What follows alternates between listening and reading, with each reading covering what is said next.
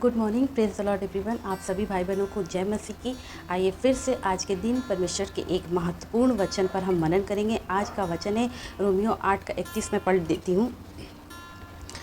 वचन कहता है, यदि परमेश्वर हमारी ओर है तो कौन हमारे विरुद्ध हो सकता है। यदि परमेश्वर हमारे साथ है तो कौन हमारे विरुद्ध हो सकता है। सबसे पहला शब्द है यदि परमेश्वर हमारे साथ है। यदि यानी ऐसा भी हो सकता है कि परमेश्वर हमारे साथ नहीं भी हो सकते हैं।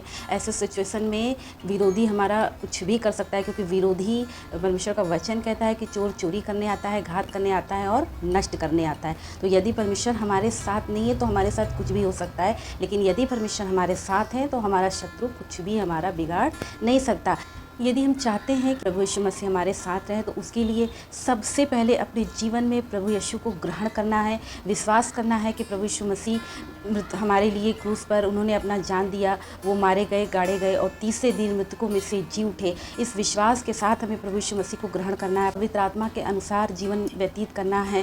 देखिए, आज संसार में बहुत से लोग कठिन परिस्थितियों में जी रहे हैं, बहुत सी समस्याओं में जी रहे हैं, बहुत सी परेशानियों में जी रहे हैं, बहुत से दुख तकलीफ के दौर से गुजर रहे हैं, बहुत ही निराशा और हताशपूर्ण जीवन जी रहे हैं। उसका ये भी कारण है कि परमेश्वर प्रभु उनके साथ नहीं है, क्योंकि उन्होंने प्रभु को अपने जीवन में इम्पोर्टेंस नहीं दिया, महत्व नहीं दिया परमेश्वर को, परमेश्वर की उपस्थिति का उन्होंने सम्मान नहीं किया। इस वजह से भी उनके जीवन में समस्याएं हैं। तो जब प्रभु हमारे साथ होते हैं तो हमें संसार की कोई भी समस्या हमारे ऊपर हावी नहीं हो सकती। जीवन में कभी कभी ऐसा वक्त आता है कि हमारी परिस्थिति बिल्कुल विपरीत हो जाती है और समझ में नहीं आता है ऐसा कैसे हो गया, अचानक ऐसा क्यों हो गया। सबसे बड़ा कारण है कि जिनके साथ परमेश्वर की उपस्थिति है, समस्याएं तो क्या शैतान उनका कभी कुछ नहीं कर सकता, लेकिन जब कभी हम परमेश्वर से दूर जाते हैं या प्रभु की आज्ञाओं से दूर जाते हैं, कभी कभी क्या होता है जब हम अपने जीवन में ईश्वर की इच्छा को पूरी नहीं करते और जैसा प्रभु हमसे चाहते हैं उनको नहीं करते, उन परमेश्वर की इच्छा के विरुद्ध जीवन व्यतीत करते हैं, परमेश्वर जिस कार्य को करने के लिए मना कर रहा है वही कार्य करते हैं, तो ऑटोमेटिक वो परिस्थिति हमारे विरोध में खड़ी हो जाती है और हम घबरा जाते हैं कि अरे हमने तो ऐसा सोचा नहीं था कि हमारे साथ ऐसा हो जाएगा। लेकिन आपको ये सोचना है कि ऐसा हुआ क्यों, उसके पीछे का कारण क्या है, उसके पीछे की वजह है कि हम परमेश्वर की इच्छा को हमने अनसुना किया, अनदेखा किया, जानने की कोशिश नहीं की, हम ईश्वर की इच्छा के विरुद्ध गए। इस कारण से परिस्थितियाँ हमारे पक्ष में खड़ी हो गई।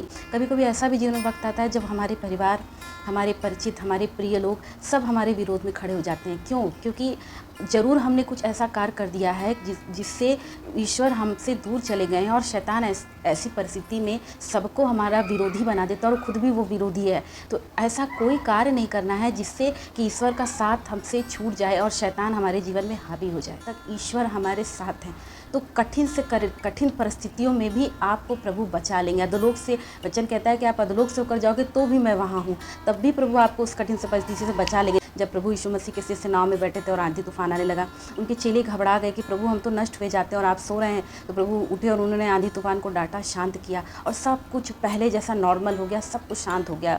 तो वैसे ही हमारे जीवन में परमेश्वर सब कुछ शांत कर देंगे। लेकिन यदि आंधी तूफान आया है तो उसके पीछे की वजह क्या है वो हमें जानने की ज़रूरत है। हम ऐसा कोई कार्य अपने जीवन में नहीं करना चाहिए जिससे हम परमेश्वर से दूर हो। हम अपने पापों के कारण भी परमेश्वर से दूर हो जाते हैं, अपने अनाज्ञाकारिता के कारण परमेश्वर से दूर हो जाते हैं, परमेश्वर की इच्छा पे न चलने की वजह से हम परमेश्वर से दूर हो जाते हैं, शैतान को अपने जीवन में अवसर देने की वजह से हम परमेश्वर से दूर हो जाते हैं। तो जब हम जिस परमेश्वर से दूर होते हैं, पृथक होते हैं, हमारा अलगाव होता है, तो ऐसी परिस्थिति में शैतान हमारे जीवन में कार्य करने लगता है और वो हमारे विरुद्ध खड़ा हो जाता है और तमाम प्रकार की समस्याएं, मुसीबतें हमारे जीवन में आने लगती है। लेकिन यदि परमेश्वर की उपस्थिति हमारे साथ है तो वो धीरे धीरे हमारे जीवन की, पहली बात तो हमारे जीवन में समस्या आएंगी नहीं, क्योंकि उसको क्रिएट हम लोग ही करते हैं, शैतान को अवसर देते रहते हैं और वो हमारे जीवन में कार्य करता रहता है। अगर आ भी गई तो परमेश्वर उस कठिन परिस्थिति से हमें निकालेंगे। जैसे प्रभु यीशु मसीह का शिष्य, वैसे तो परमेश्वर का वचन कई तरीकों से बात करता है, लेकिन जब प्रभु यीशु मसीह का शिष्य पतरस पानी में डूबने लगा तो सब प्रभु ने उसका हाथ पकड़ के बाहर निकाला। तो प्रभु यदि हम डूबने भी लगेंगे संसार की चिंताओं में, दुखों में, कठिन परिस्थितियों में,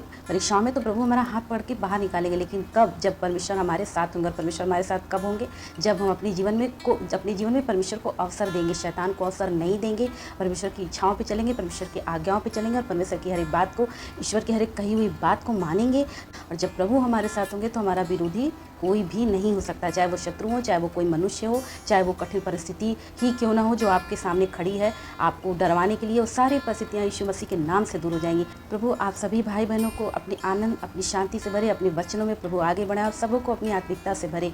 इस वचनों के द्वारा आप सभी भाई बहनों को आशीष मिले। सभी को जय मसीह की।